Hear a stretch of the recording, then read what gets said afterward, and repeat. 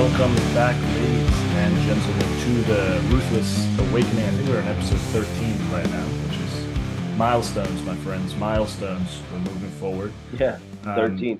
Maybe in a I couple of years, it's going to be a couple of hundred. oh yeah, I'm pretty sure. I'm sure. Like we're gonna keep on going with this. I think we missed last week, and that's why we're doing it this week. Yeah, we missed because we both had a lot of stuff going on, but Life stuff happened. Yeah, 100%. We're not gonna get into detail because the last episode was very personal. It was a very it's deep very personal. Yeah. personal dive about our backstory. If you guys want to know more about that, you can check it out. But today we're gonna have a good one. I think we have a good topic that we want to discuss. But before we get into the topic, let's mention today's sponsor, which is alignment. Alignment. Alignment, because even Yes. planets need to agree about their orbits. Right. And you know, Agreements and alignment. yes, Yeah, and that's that's cool. essentially the topic that we're going to be talking about today, which is agreements. I think you phrased it contracts. Um, Well, I kind of sort of was thinking in life, we think of contracts as things that we do in business or yeah. like partnerships, marriage, whatever. But we don't realize the other things we have like contracts or slash agreements with, like Yes. I have a contract and agreement with my phone, like this phone, it's meant to connect me to the world, bring me information. When I dial on it, it needs to fulfill its purpose. So like it's like a give and a take, an agreement, Hmm. like and the same with like the dish that you eat out of. And like you use the plate for serve some food in it, ate a delicious meal, and then like you got to close the cycle of the contract or the agreement. It's like, okay, I'm going to use you in the future, but right now, next step is wash the dish, Hmm. put it out to dry, and then and then use it in the future. So what I mean with agreements and contracts from my perspective was kind of like, there's things that we use, houses, cars, phones, dishes, whatever, and they all fulfill a certain purpose. And that's kind of the essence of the agreement. That's kind of the essence of the contract that you made with that thing, you know. Yeah.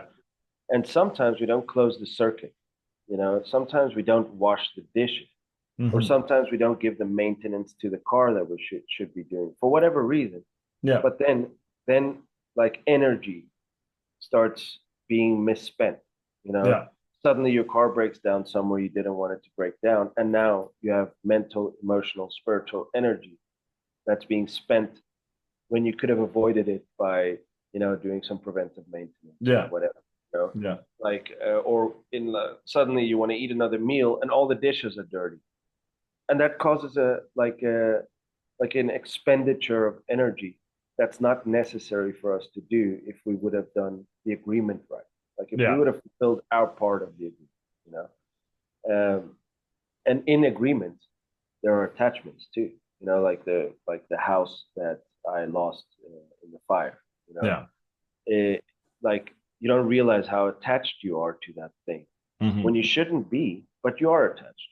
Yeah. Like life is about realizing that detachment uh, helps you a lot with happiness, Hmm. and Well, satisfaction. that's true, and it's also like I mean I think agreements play on a larger role as well because you were talking about like sort of like the agreements, a function of a specific object or situation that you said, okay, I expect this to happen. This is what you have provided me as what you will be doing. So our agreement is that phone, I'll pay you monthly, and company that provides phone provides me with services so that I can make that function happen. And that's like very basic. But I think agreements happen even like there's agreements that you don't that you've made in life that you aren't even aware of, right? There are agreements, and the specific example is a few years ago when I was living in Del Girasol, which was this like super ghetto neighborhood, and like money wasn't really flowing. It was just a dismal situation.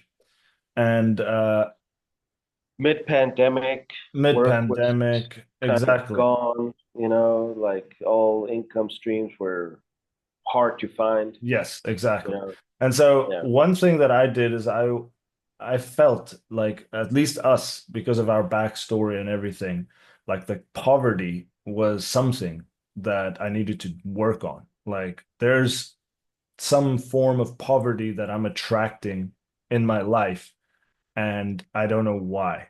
I've done the work, I've done all of these like, abundance mind shifts and all of these things, but still I find myself in the state of like poverty, right? And to some degrees of poverty. Poverty isn't just like one thing. You could have money and be poor too, right? But Scarcity, lack. yeah, scarcity, lack, and stuff like that. And so I sat with a medium and I had a consultation with her, and we went through all of these type of things. And at the end, she gave me a ritual, which essentially I had to write down all of the agreements that I made with my mom and my dad as a child, and that I'm continuing to live out. Example, like what do Well, you mean by that? for example, and it was a conversation that you gave me that gave me the perspective that our grandfather actually grew up really poor, right? And so he had a poverty mindset. And then from that poverty mindset, he instilled it into our mother. And our mother had that poverty mindset. And it Like a was, scarcity mindset. yeah. And it's like you as a child um, fulfill prophecies of your parents' desires or their attachments or those type of things because Like if your mother has a scarcity mindset and then operates out of you'll, fear, then you're yeah. like, okay, that's what they like. So I gotta So kind of I got to do the I same gotta thing. Yeah, do or it. for example, even a better example was that, and I can't really get into details, but there was this person who is suffering with like gender issues, right? And this person found out later in life that their mother called them the name that they're identifying with today when they were a baby.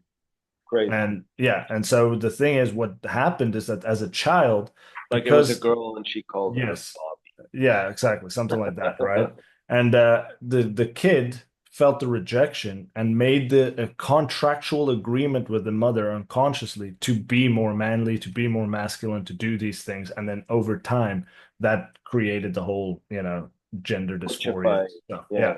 And so that's what I'm talking about, these agreements that we don't even know we have. Like that's why unlearning and undoing is important because you sort of like run into these like um corners of the self that you're like, oh, I can't get past this. I can't get past this poverty thing, right? And the crazy thing is, I did that ritual, and it was a deep ritual. It wasn't like easy. It was like you had to sit down and meditate and burn with a candle and walk into the throw the ashes and walk through it while you walk into the sun. It was like elaborate. I think you did And something also with an egg or something, yeah, or was well, it? the egg was a cleansing. Oh, okay. Yeah, there was some cleansing stuff, and there's a whole like energetic explanation to why an egg and so forth. But um, the point is, I did that ritual, and literally a week later, we were had a house to move into a new place, and money started flowing in, and so forth. And one of the things I had to do is break the agreements that I could remember, but also ones I couldn't, and say thank you. Not out of a place of like, fuck you, you fucking got me, you bastard. No, it's more like I understand as an adult, I'm also broken. I'm also like not full. And I'm also causing traumas to my kids.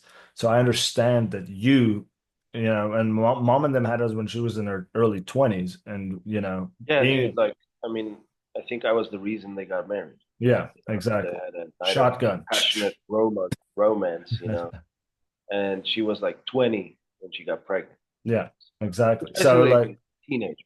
basically, yeah, just like you haven't even really like fully developed brain yet, right? And so all of their traumas, all of the insecurities, they naturally do it. And back then people weren't as aware about like mental health and stuff like that. It was more like, pick yourself up by your bootstraps, stop being a Yeah, wimp, you yeah. know. And so but that's the type of agreements. These type of agreements are one. Then there's the agreements that we make, for example, in work, right? With partners and stuff like that, and those are other agreements that you Even like conscious. I'm thinking like just to like add a parenthesis on what you're saying. like me with partnerships, I many times have this like, man, I got to give everything. I got to do it all, and you sort of go and add more value than the rest of your partners because, like, yeah, they have to be asked to do something, and you anticipate and like, for example, like we had this project in the industry where we were building these machines, and I'm not the technician. I'm the guy that did the sales. I'm the guy that closed the deal. I'm the guy that got us that turned us into a supplier of a company. Right? So I did that part. I'm the face of the company, right?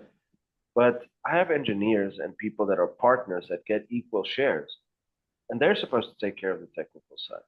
But for the good of the mission, I did things such as, you know, pick up the workers really early in the morning and drop them off at the place so we don't have issues with like people showing up. And then during the whole day, drive around and buy components and things that we discover that we need, you know. My partners got the same share as I did, but I did more than them. Like I Mhm. created the business, I transported the people, and I bought components and took it to the factory where we were working at that stage to make the mission successful. Yes. And that's cool. But people kind of abuse because like I have this internal agreement that if I'm a partnership, I'm gonna bring my all. Hmm. But you can only bring your all if the rest of the partners are also Yeah, going if it's to. reciprocal. Yeah. Yes. But people abuse of people that want to go above and beyond, you Yeah. know? So But that's like an you, internal agreement but that I yeah. have. But They and didn't then ask me to do that. yeah, I but just did that. also importantly is like where does it come from? It's not just Right. like I have the agreement, but when did I make the agreement or was it given to me?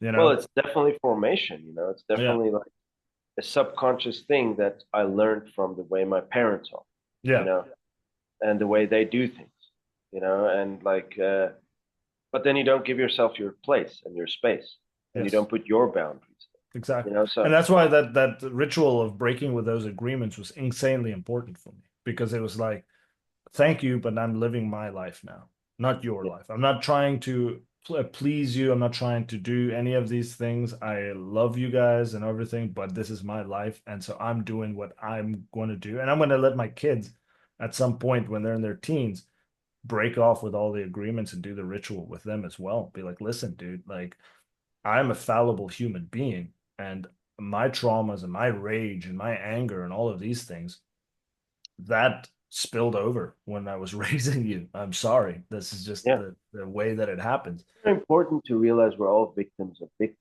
Yeah. Like we're our parents. They didn't know what to do. Most of the things they did out of an innocent ignorance. You know, Yeah. But out of love. yeah. None of them wanted to really damage or Yeah. hurt us. And Like unfortunately, some people do have parents that don't do it out of love and do it to control or manipulate and stuff like because that. they're broken. But even there, those are then agreements that you make. Like, so let's say you have a violent parent, right? What's going to be your agreements? Well, be more complacent. Don't speak up. Don't do these type of Yeah, things because you might anger this stuff. And so later in life, you're like 30, 40 years old, and a boss tells you something to do or something unethical, and you're just like, I'll rather do it right. than to create this conflict because my formation and the agreements that I have, subconscious programs that are running consistently, is molding my behavior. And that's kind of crazy because saying that right now makes me think of the COVID times about all the people that bent their knees and like, succumbed to the pressure of the mass hypnosis rather. What they did was out of conditioning, out of all their subconscious programs kicked in, and they were like, and what are these subconscious programs? There's these religious agreements, the political agreements. There's all of these agreements that's happening on these different scales that inform our identity. Because at the end of the day, what are these agreements doing? They're creating attachments, right? Right. Towards certain concepts, structures, people, It's a whatever. mind control system. Yeah, Like if but we all realize we're in a the matrix in that the sense. ego can only exist with attachment. That's why the ego attaches, because like the ego in itself is a construct of ideas and stories and all of these memories and all of these things. But Right. you have those memories. Those memories are attachments that inform the ego of who it is. So Yeah. like why don't you break these attachments? Because it's literally killing yourself. Ego doesn't want to die. No, Yeah. it doesn't want to do that. And so it's hard work. Agreements, that's why, like, one of the recommendations that we often give people is like read the four agreements. It's a super basic, quick read. It's like 76 pages. It's not, and it's very light reading. But if you truly understand what it means, it'll change your life Yeah. entirely. It's like complete That's overhaul. why they call it like a tool to freedom, Yes. because it really helps you to operate within reality. You Yes. know, your the closest thing that you can, because none of us really live in objective reality. We all live in the stories that we tell ourselves, the fears Yes. and the loves and the hates and everything that we have. Like none of us really live in reality, you know. No. But something like the Four Agreements really helps you to put the right boundaries, you know, show some love and respect to yourself, but know the power of how who you are, Hmm. and know above all, one of the major things that jumps out of me to me regarding the Four Agreements is don't assume, never Yes. assume, you know, because assumptions are the essence of pain. Yes. It's like you think that's going to happen, but then there's so many variables in life that it probably is not going to happen or couldn't happen or won't happen the way you want it to happen. Yes. And assumptions equals pain. You know, Hmm. most of the things that we've done in our lives that's caused real hurt, if you dig down to it, it's like the root cause of that pain is because you made an assumption. Yes. You assumed something good or bad's going to happen. And that's like living out of reality. You're Yeah, not it's living making in the a present. unilateral decision about reality based on finite information. Yeah. You're like, I don't see 99.99% of the reality, but from this 0.001% perspective, this is how things has to be. Yeah. And you're like, really? Yeah. Yeah. It's like So, you're trying to like guess where the needle fell in the haystack. You're yeah, supposing, you're assuming, you but know? it's one needle in a billion haystacks, right? It's Yeah. like, And it's like, dude, okay, you're living out of reality. So mhm, being present is very important, you know? yes. But going back to these agreements, like it's kind of interesting to me in that ritual that you did. Like, how do you identify and let go of the agreement? Mhm. Like, how do you identify them? These core agreements that you made about how to live life, who to be, you know? Well, you Uh, do it through reflective process, like it's meditative, right? It's shadow work. That's really what it is. Like all of these rituals about past and regressions is really shadow work. And the shadow is only the shadow when it's not seen. And when it's seen, ceases to be the shadow, and then you can start integrating right. because you realize, oh, that's a part of me. Yeah, So you I bring can light on it, so it yeah, kind of exactly. So disappears. it can't be the shadow only exists outside of your perspective. So Right. if somebody's like, "Yeah, I've integrated my shadow," that's wrong. You can't because the shadow will always be outside of your perspective. You don't even know. Yeah, and It's a part of it. the moment you bring it into light, it ceases to be the shadow. It And stops being a shadow. yeah, then it's You something know, you can like work. long time ago, I think 2019, I took this certification to be like a life coach. You know, Yeah, but like it's called a neuro coach. yeah. One of the things the guy that Oh, taught it wasn't it was, Neuro Magic? yeah, it's neuro magic. You know, but Hmm. the guy that taught it, um, he's been doing it for like 30 years, and he's like actually he started off as a surgeon, like he was a surgeon, and then he just got into like psychology, and he ended up becoming like a psychotherapist. You know, like like but then he ended up doing like energy studies, going to India, finding out how the rituals work, and sort of westernizing the ideas, translating it, make it more understandable, like maybe kind of like an Alan Watts type of guy, you know, using like understanding the that everything is energy, you Hmm. know, but also putting in some actual psychological Yeah, strategies, backing. Yeah. techniques, whatever. The point is, many of these programs are in our subconscious mind. Our subconscious mind knows that it's there and kind of also has an understanding of what it does for us, right? Yes. And the only way to bring up these programs and these like agreements in this case, he gave us a technique. He's like, you got to speak to your subconscious mind in a loving way because it's a Hmm. part of it. So whenever we wanted to discover things that was like programs and beliefs that were destructive and limiting, we'd always sit down in a meditative state and just say, beloved unconscious mind, because there's three minds: it's the subconscious, the conscious, subconscious, and inconscious or unconscious mind, Hmm. right? That's how in psychology they divide the mind. Yes. And so he would say, speak to your unconscious mind, which is the deep, dark depths of your mind. You're not obviously conscious about it, and he'd say, like, start your phrases when you start digging into these programs and these beliefs that's limiting you and hurting you. Ask yourself, say, beloved, unconscious mind, show me the things that I believe Hmm. that's destructive. Well, that's another like piggybacking off of that. It's something that I do often. It's like your unconscious mind is always present. Yeah. It's a it's a it's the Maybe it's more a doorway to the eternal. That's well, what I think, it's you know, like to the all. another way were to say it is it's your soul. That's the Maybe. unconscious, Yeah. right? Yeah. It's the information field of a you. And so what I do is I talk to it all often and I use it because the unconscious, there is a way to communicate. There is an actual way to establish communication. Like speaking to it is one way. Another way is you can actually personify your unconscious mind as a guide. Right. There's a meditation that you can do where you go down deep into yourself and then you call forth a masculine and feminine guide. And those guides will appear in whatever way they appear. And that's essentially your unconscious mind that's personifying itself. And so now you've got a pathway to go and be like, let me go consult my guides. Well, you're basically consulting the unconscious and you're going to sit there and then you can converse with them in a practical way. But you can also just ask it. Like a lot of times I just be like, one key phrase, and I learned this from a hypnotist, is to use curiosity as a means of communication.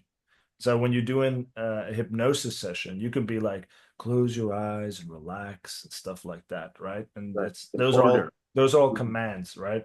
Right. But if you do if you change the wording to saying something like, I wonder if If you you're could. able to relax deeper, Right.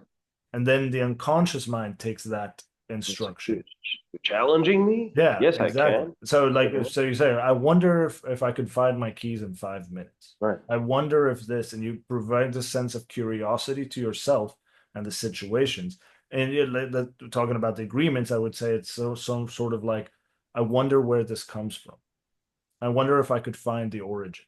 I wonder if I could find it in a loving way and finally learn to integrate it, and like then you basically set a command in your unconscious mind and it's going to start doing that. And maybe not today, but in like 3 days, you're going to suddenly have an epiphany. Oh Yeah. my God, how Well, I mean, these are excellent tips to start finding those agreements.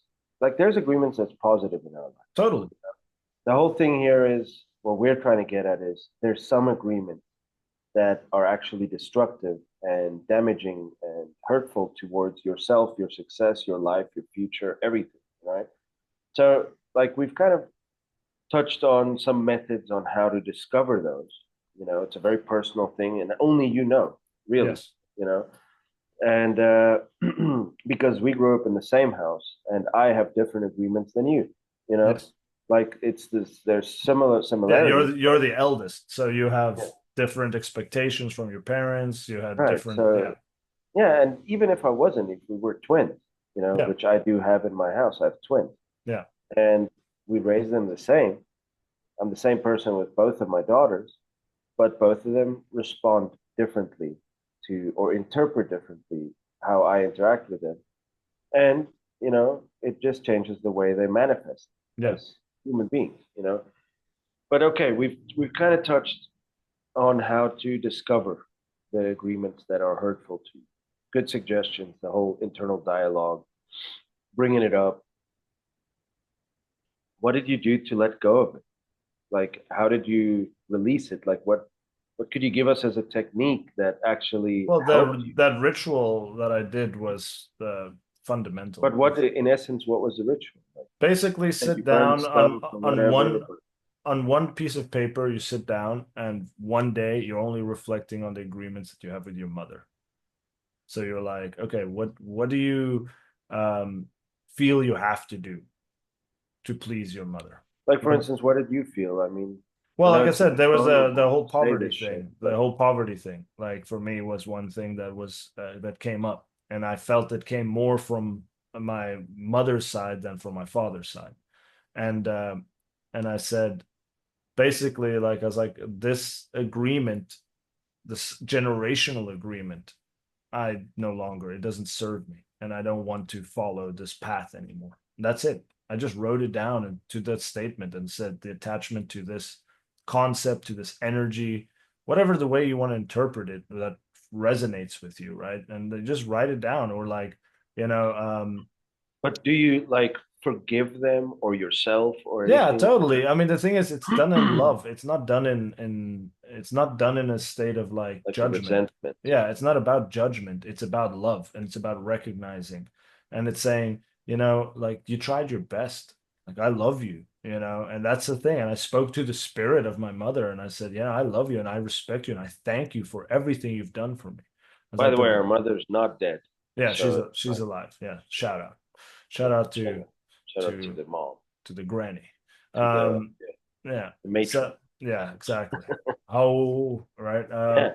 Well, that's But another thing. Like, uh, forgiveness and love. It's a very yeah, important part. And recently, I heard this thing like, you always hear it's very important to forgive. It's better for yourself and everything.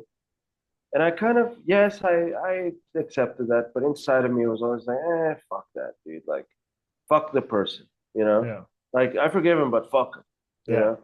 So it's like, why is forgiveness important? Something that kind of hit me in these days was that it detaches the link, the energy link that you have with a person. Like, yes. the only way to really, really break a spiritual link and an energy link with somebody is to truly forgive them, Yeah. you know? Also, like another aspect of forgiveness that's very important, and this is some way, at least I think about it, is that if you have beef with anybody, um, what do you typically do? You have imaginary scenarios with Yeah. that person. Yeah. And You doll house when it. you imagine You've said it anything, before. yes, yeah, I love that. whenever you imagine anything, you're really just being yourself as being that person. So if you don't forgive that person, you're not forgiving yourself and you're holding on the resentment inside. You're just like, oh, I'm gonna take this poison and ha ha ha, now fuck you. It's like, bro, you're drinking the poison and you ain't doing anything to the other person. In fact, Right. the other person might not even be aware of all Yeah. of this that's happening around him. And you, because of your internal, Constant hatred and stuff brooding. like that, Yeah. exactly, you're just adding more, you're distilling this poison, you're fucking up different parts of your life, and you think, oh, I'm getting that person. But as the Mayans said in Lakesh, I am you and you are me. We're the same fucking thing, bro. Right. So hating the other is hating the self. Yeah. Like not forgiving the other is not forgiving the self. Hmm. That's why Jesus said, do unto others, Right. right? Because it's literally you do unto others what you're doing unto yourself. You're doing So it. yeah, yeah, you Right. are God, hating God Yeah. because God fucked you over. And you're like, oh, okay. Well, Well, it's kind of crazy because now I'm reading, well, not reading, I'm listening to the audiobook of The Alchemist, uh-huh. Paulo Coelho. Yeah. And one of the things he says is like, he runs into an actual alchemist, you know, and the alchemist tells him just before he leaves, he's like, just remember before you start this journey that everything is actually just one thing. Yeah. Like he just marks that all the time, and it every now and then happens, and it happens in different scenarios, like you know, like his business partners or his chick or the warring tribes in the desert. They're all just one thing. Everything's Yeah. the same thing, It's the same and he expression. slowly starts getting it, and it's a pretty good book, man. I would recommend that audiobook. Find it on YouTube. I'm not going to post any links of anybody, but just find it. It's a really good book about never stopping to search for your dreams. Yeah. and never, and making dreams, like the dream, like there's one thing that's very interesting. Like you meet a guy, I'm not going to spoil the book, but he meets a guy, and the guy tells him, man, I've always dreamt about going to Mecca because every Muslim should go to Mecca. He's like, but I'm never going to go. What? And sort of the guy that he works with, it's his boss, and later on they sort of do a partnership. But this guy is like sort of, he's just used to the comfort zone, living the comfort zone. And he tells him, he's like, it's because you are one of those guys that pursue your dreams. You came from Spain, you're here in like across the ocean. I don't know if he was in Morocco or wherever he was. I think it was the old name for Morocco. And the guy tells him, he's like, it's because you're one of those guys that actually do your dreams. I'm one of those guys that just like to dream. So Yeah. just leave me be, man. I'm never gonna go to Mecca because in my dreams I've been there, walked around the Kaaba a lot of times, kissed the stone, hung out with people, spoke about their faith, all these things. I did the fantasy. Hmm. And it's kind of crazy how many people fall into that state. Like this, Most of us, yeah, like, and not like like many I have a people. vision for a business, Yeah. No, you're dreaming about the business. You're Yeah. not taking the steps. 100%. 100%. And And it's kind that, of like the yeah. road is the way. The obstacle, as Marcus Aurelius said, is the way. Yeah. The thing That's is, what life's all about. the destinations will always move. Like the Yeah, closer you get to like, you'll never reach the horizon. no. You know what I'm Which saying? happens in this book, like a crazy thing. Like Yeah. in essence, it's like the kid's a sheep herder. He has a dream. Then he's like talks to Egypt about the dream. The dream's like, no, it's real, dude. It's real. There really is a treasure that you dreamt of. The treasure you dreamt about, it's there. Yeah. So then he ends up on this journey, and then the journey itself just like it's just always changes. Yeah. But the way is the treasure in a sense. Exactly. Like the Like whole road that he walked is the treasure. 100%. Exactly. That's what I'm Kind of, saying. So like I getting to horizons, you'll never find it. Like horizons you can't be attained, just as tomorrow can never be attained. Right? reminds me of when you and I were little kids and we had those skateboards and we went to look for the pot at the end of the rainbow. Oh yeah. Remember? Yeah, I We were remember. small, dude. Like Yeah. I don't know, under 10 years old, right? Yeah. And you and I would go, and it was like a kind of rainy, cloudy day, and we're like, dude, the rainbow's super close, man. Yeah. I'm pretty sure if we start a journey now, dude, we're gonna find the end of that fucking rainbow. The Yeah. pot's there. Hell yeah. Yeah. Let's do this. And we set up on a day journey where you and I were just chasing the fucking rainbow. Hmm. And every time we got to like a big open space, a park, it looked like, dude, it's literally like a block away, man. Yeah. Let's go. Let's go get that rainbow. Yeah. You And never then get eventually we realized, like, dude, it's not reachable. yeah. It's like the horizon. Yeah. Exactly. It's there. It's ahead of us. Yeah. You'll always see it, but you can never get it. But the journey was fun because yeah. we skated, and then we did like the sort of three, like put your knee and your feet on the skateboard and you use the little cars. Yeah. And it just, and the whole like where we went and everything, it's a great moment of my life. That's Yeah. a treasure. Yeah. Like I didn't find the pot of gold. The adventure was the pot of gold. Yeah, dude. And Yeah. that's life. Yeah. That's kind of life. But that's also the thing. It's like when you try to achieve something in life, you shouldn't worry so much about the destination. Yeah. It's important. It's important to have a direction, because otherwise you're wandering around aimlessly and doing everything. Like if you don't have a vision, you're gonna get trapped in side quests. You need to have your main quest, and that's the important thing. Side quests are fun, but they're essentially like that's one thing that Mark Manson did when he talked about like life as a game.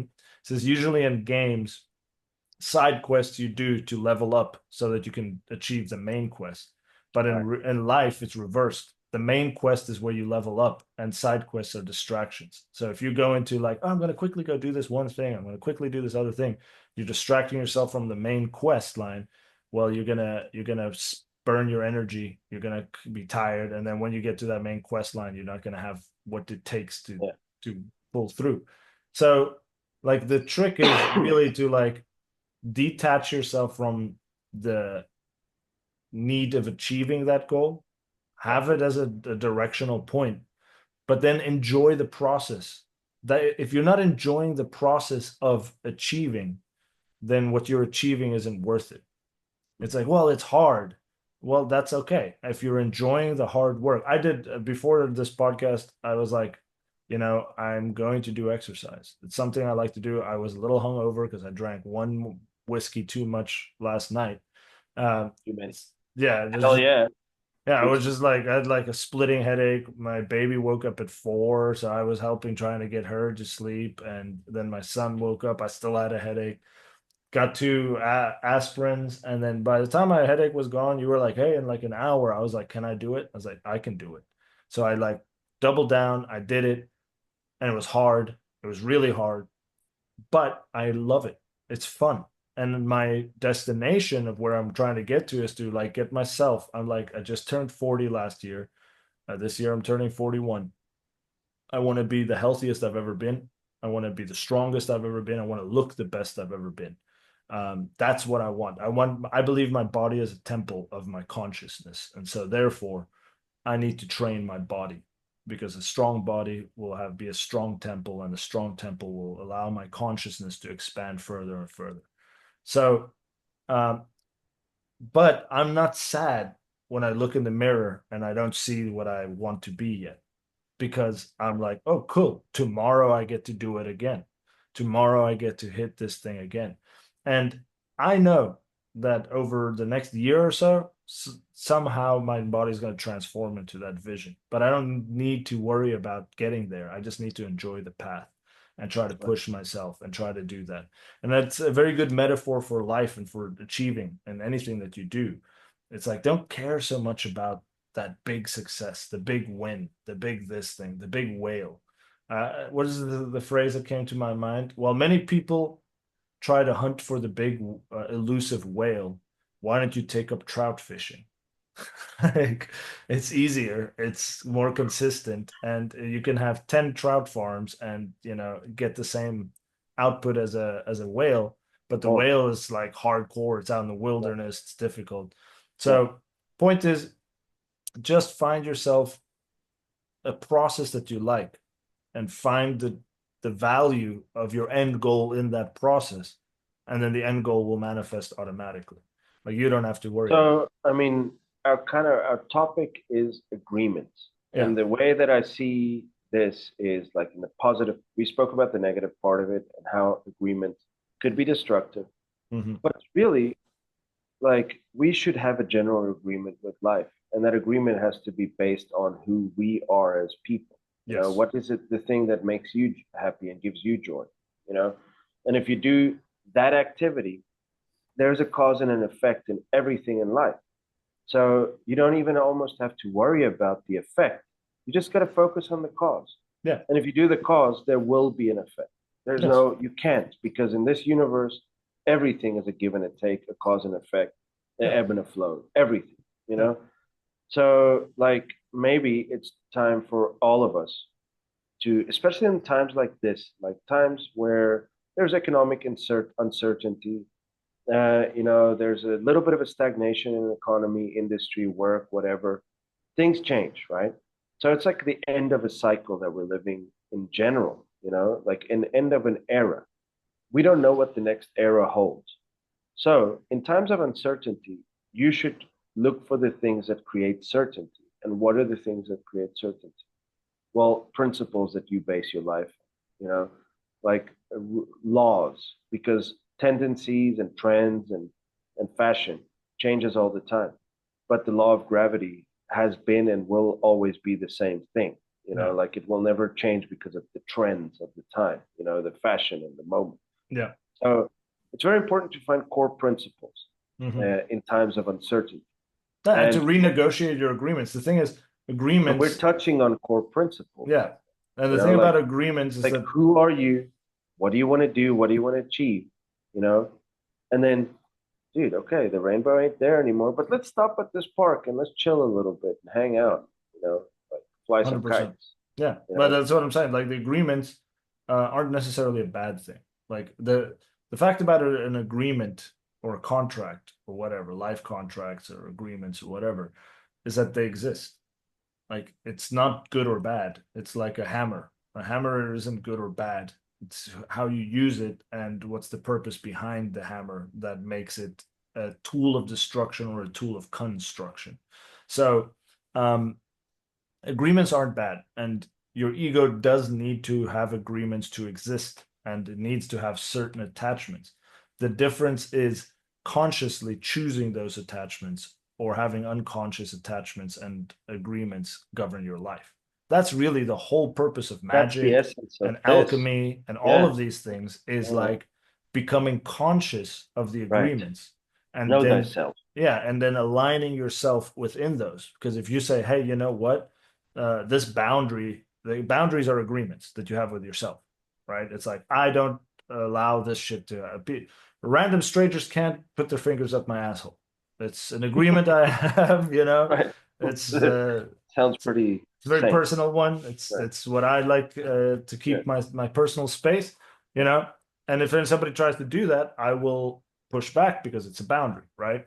Um, and it's a good boundary. It's a boundary you want to keep, and it's aligned with who I am. So there's no conflict. It doesn't take any energy away from me.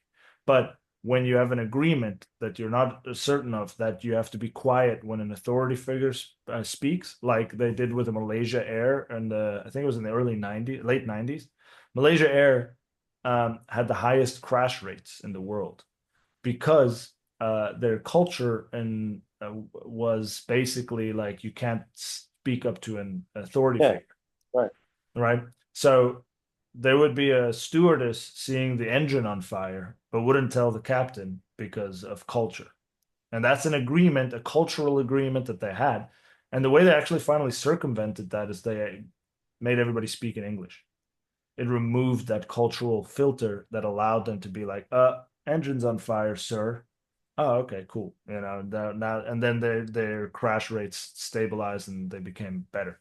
But the point is, these type of agreements and stuff like that that we have to do, you have to make it conscious. You can't, like, certain agreements and certain stuff is going to make your planes crash. Like it is going to happen. So you have to figure out and become conscious of them, and then turn that lead into gold, rearrange and renegotiate your agreements and be like, you know what, this is how I used to live, but this is not how I live anymore. And then let it go.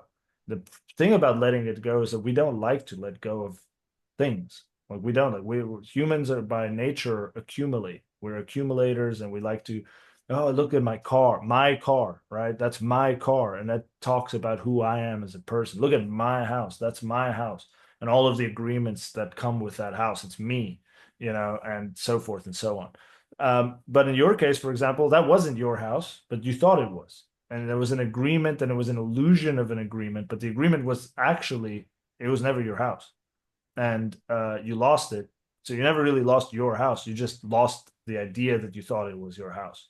And it's your house will be your house when it comes there. And the other final thing that I would like to add to this is that, you know, whenever you go towards something that's yours, you don't have to fight for it. You don't Mhm. have to, like, what is yours is yours. You just have to walk up and take it. What isn't yours, you'll have to fight for. And Yeah. you'll usually lose because the person whose it is will take it. Right. So, you know, that's where I would like fall on these agreement topics because it's huge. It's a big thing and it's difficult to do. It's not an easy thing to look into yourself and look into your blind spots because you're blind to them. You Yeah. can't. So you have to Or just, you don't want it.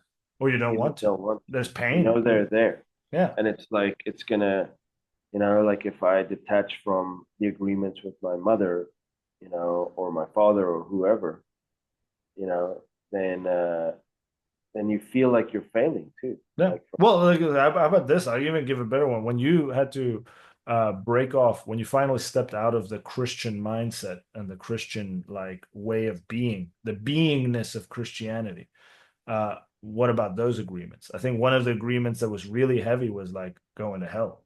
If I yeah, don't do this, I'm gonna go to hell, right? And it's like, oh shit. Like, I got to break this thing. And how's this like going to impact me? And yeah, who am I then after this? If I don't have yeah. this moral compass, who am I then?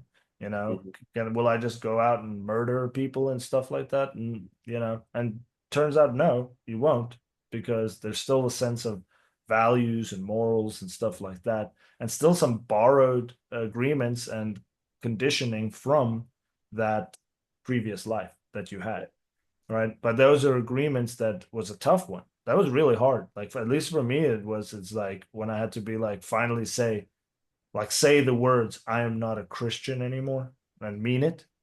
That was a hard moment because I was raised my whole life in a certain way. And now suddenly I'm breaking this agreement. We were even dedicated to God as children and shit, right? Like Yeah. that's what they do. They go up there and then they close your chakras with like crosses and stuff like that. They're like, no, we don't want your vision. Fuck your heart. Like, let's just like close all these chakra points with our religious conditioning. But now you break free and you have to go have the balls to say, no, this isn't who I am. I am not. Well, you first have to realize, because not for everybody, uh, their religion is destructive and limiting. You know, for me it was, for you it was. You know, for other people it's empowering and Well, I think gives them a I think sense of it can freedom. be yes, but I think it becomes like the thing is the same. If you're a good Christian for 20 years and you haven't done anything beyond that good Christian, are you not the story of the talents of the person who buried their talents and that the Could be, master couldn't be, rejected man, them? because like there's people in the church that have like amazing lives and they're happy Yeah. because there's certain questions that they dare not ask. You Mhm. know, you and I are not that kind of person, so it didn't function for us because there are no questions are off the table and no issues like the hell concept is off the table. You know, like, and for us, it became like, dude, I can't. These people don't want to expand the, their their understanding I in think a that's whole also a aspect. good point that you're saying is that not everybody is meant for an No, awakening. no, not everybody is meant for, divorcing their religion Yeah. or, or even enlightened. Yeah. Not everybody, you No. know. And I wouldn't say that I'm an enlightened person. I'm just saying that I'm a seeker, you Yeah. know. And Totally. because you and I are seekers, and we never stop questioning, we felt unsatisfied in our religious practice. It just Yeah. didn't feel complete, you know. And that's why we started stepping out of it. It's because it wasn't giving us the food that we needed, Yeah. spiritual, you Yeah. know. But there's other people that get exactly the food they need. There's Yeah. people that love eating the same like rice, beans, and meat every Yeah. day, you know. Yeah.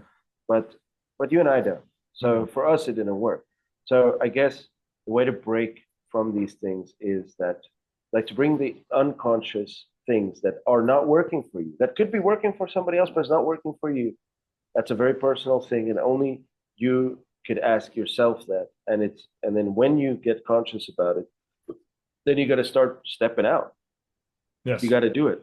You got to take I was action. like, I was sitting for years in the church feeling depressed about being there. Like, why am I here? Damn it. This is like such a, like, it just didn't do it for me anymore, Hmm. and we were way in there, like radical type of people, Yeah. miracle, Holy Spirit filled, tongue speaking people, Yeah. you know, and, and, and, and that just got to a point where it just was Not not enough. Well, satisfactory. I mean, for me, God literally told me in my head, it was Yeah. like, open your eyes, look at these people. Do you find me here? And I was like, no, not really. He's like, it's because I'm That's a not. very important question. Do you Yeah. find me? Exactly. Because there's other people that do. You know Yeah. what I'm saying? Yeah. So I would never take the point in judging. I would never bring No. them down and never No. No. No. criticize them. No. It's a 100%. beautiful thing. It helps a lot. But it's all because of how we were indoctrinated as a society and as a world for thousands of years. Yeah. Going back to the COVID thing, like it was a mind hack, it was a mind control system where all they did is the programs that was installed in us through education, through culture, through religion, through everything, in essence, we're taught to obey. Yeah. That's like what the world is taught to obey.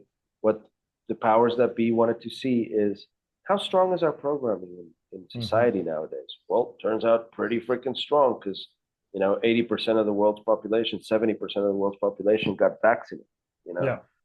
and complied with all the rules and, wore the face masks and didn't travel and stayed in their houses and ragged on their neighbors and shit Yeah. like that, like it was a fucking crazy wake up moment where it's like, dude, dude, we are in a spell, under a spell. We're Hmm. controlled, and the entire human race are a bunch of sheep. You Hmm. know. Well, Now the good thing is, I realized during COVID how Nazi Germany came to be. I realized yeah, I realized how easy it was. I dude, was like, yeah, oh wow, yeah. okay, You always look down on the Nazis, but dude, yeah, we were basically Nazis because we fell into the whole yeah, crazy shit that yeah. they Well, the whole like. world. I didn't. I fortunately Yeah, when I say we, I mean yeah, the society. humanity, Yeah, yeah. yeah. But also But the crazy thing about this is it also woke a lot of people up yeah, after. I Like actually people think did comply, I and then think they were what like, dude, what the hell? yeah, Like, so the 15th booster is not going to keep me safe. yeah, You know, yeah. it's like, dude, there's people having like, what do you call them?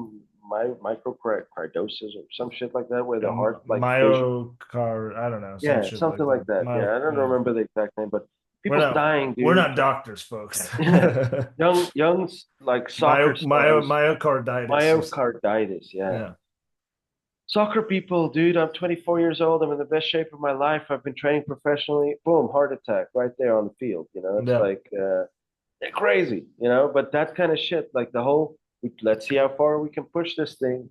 People realize, man, this is just like there's an illusion we're living in. Sort of let us peek into the matrix. yeah. You know, Well, and we realize, I think that they had an intended effect. I actually my theory on the whole thing was pre 2000. Like everybody, their minds kind of got erased before what happened in 2019 and before that. It's like pre-COVID and post-COVID are two different timelines almost, right? Um, but what I remember, and I never forget, is that months leading up to COVID in 2019, because I think it hit like in December, January, by March, the lockdown started happening. But in the end of 2019, there was a major protest in every fucking major city in the world. Hong Kong was basically separating from China, dude. Mexico City had protests. United States had protests. The belief in government was at an all-time low across the entire planet. I think there was like hundreds of protests and like mass protests happening. And people were just sick and tired of the fucking system and the people who's in running it. And then magically COVID happened. Like right there, it's like, oh, well, we got to shut everything down. It reminded me of what Nixon did with the war protesters. It's like, make weed illegal so we can arrest these black people and these hippies, because that's literally what he did. But Mexico. and Max, well, Nixon was particularly against black people and hippies, like, and the Jews. He didn't like the Jews either. But those were his like three people. But he made weed illegal to arrest them because he couldn't stop their protests because it Yeah, was protected by First Amendment. And then the world governments pretty much did the same thing. They were like, we are losing this narrative. There's really no putting this genie back into the bottle. So let's pull the plug on let's hit the go button on the COVID and we'll see what happens. And in the beginning it worked very nice for about a year. But then the longer you kept unlocking people and they were all on the internet talking to each other and stuff like that, what happened was a mass awakening. So yes, I agree with you. There was more sleeper agents like pre-COVID, and then COVID made people realize how conditioned they were, and as a result more people awoken to like the fact that like, wait, this is all bullshit. We need to change the game. But unfortunately, also during the COVID times, a lot of like the establishments protocols have been implemented, and that's what's pushing us right now. Like they realized we need to bring in the AI stuff. We need to bring in robotics. We need to do this because we need to be able to supplant the human population because they don't like to obey. Humans do not like to obey. Like at the end of the day, even God tried prohibition and it didn't work, right? Like he was like, "Don't eat that apple," and they were like, "Which apple? This apple?" Yeah, it's like, yeah, dude.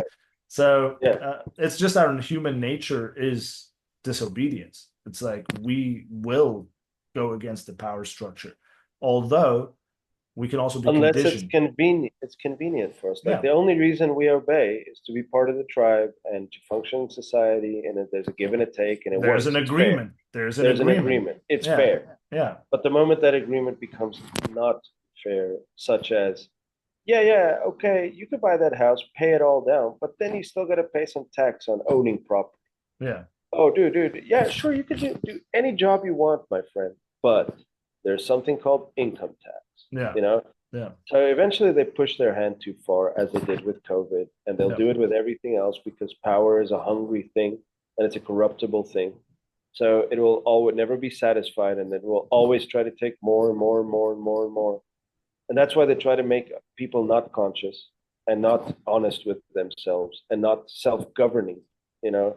Yeah. Like all these things that we talk about really, in essence, is to help people govern themselves, not Yeah. in an anarchistic kind of way, but Well, just like I think totally living in an life. and I think in the legitimate anarchy way because Yeah, yeah. what Like not and not anarchy we're literally not gonna take yeah it. Not yeah that, no dude. no no a true anarchy is just no masters, no rulers. That's Right. My it. freedom ends where Exactly. yours begins. That's true, and it's voluntarism. That's what Right. it really is. Yeah. Yeah. So yeah. Well, So anyway, like, bro, uh power of agreements, bro. And I think it's a very important topic that we breached today, and I think I mean, we have to consistently reflect on these agreements. It's not a once-off thing. You're not going to sit there and be like, "Oh, I've now done all of my agreements and life is great." No. mhm, As we say, the shadow is always the shadow. And as you keep on moving and you bring things to light, there's other shadow elements that's still hidden. So this is an ever evolving thing. Probably, and what I like to do is like once a year, and I take my birthday as like that calendar date. I do reflection. I do deep thinking. I go into these type of things. Who am I? What am I doing? And then I update. I update the firmware. I update it to what's happening right now, and I try to align myself with that. Um, and then, when bullshit happens and tough situations happens, I think both in you and I have been like, recently experienced choppy waters, as they would say. Um, but those are the moments that bring up a lot of shadow work as well. Those are the moments you're like, well, I feel this anxiety. Oh, great, dude. Great that you're feeling the anxiety. Chase it. Grab a hold of that anxiety's tail and chase it to its source. Figure out what the fuck is happening. Well, I'm afraid because, I lost my job and I don't have an income stream. Okay, good. That's the first why. Like, let's do it again. Why does that make you anxious? Well, because blah, blah, blah. And you just keep on digging till you find some core kernel of truth. And there you do the work. Because when you release from that point, that source, that's where you actually release all of that energy. That's where you can integrate. That's where you can make it become part of the whole and no longer be an anchor, but actually be a weapon or be a motivator or an engine. yeah, And so that's the thing. That's why I would like to come down to the end of this like discussion is just like, listen, agreements are a natural part of life. We don't often think about the agreements that we do.